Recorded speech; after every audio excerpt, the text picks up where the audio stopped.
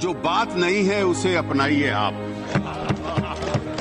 डरते हैं नई राह पे क्यों चलने से, हम आगे आगे चलते हैं, आइए आप।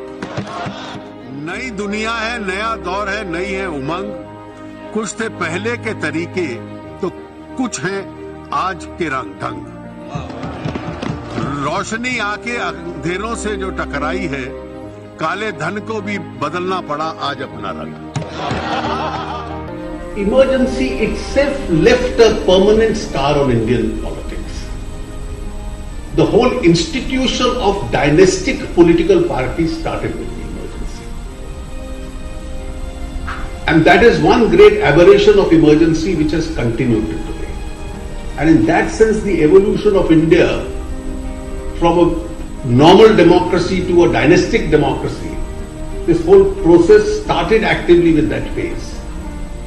And that is still continued, and therefore people have even mentally reconciled to political parties which are controlled by individuals or controlled by a family here or there.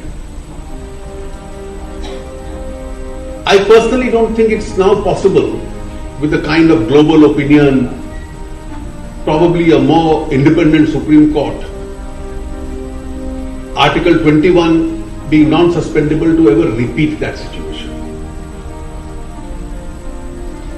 But then that lesson has left an interesting tape.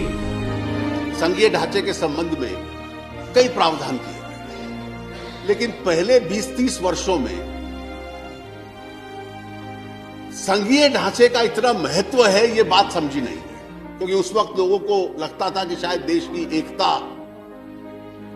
बरकरार रखनी है, sovereignty and unity is to be preserved, और उसके लिए unitary style शायद बेहतर होगा। मैं जिस विचारधारा से संबंध रखता हूं, मेरे भी नेताओं को उस वक्त शायद कभी यह विचार आता था, लेकिन जब वो खतरा टल गया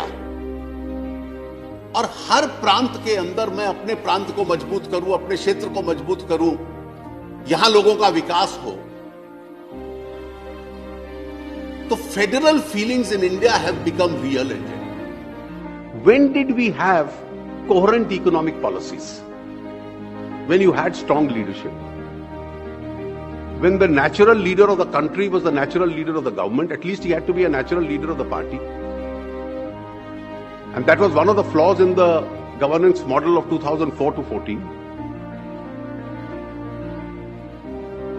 And therefore the kind of adventurism with a combination of rivals which is being attempted is a certain recipe for a disaster.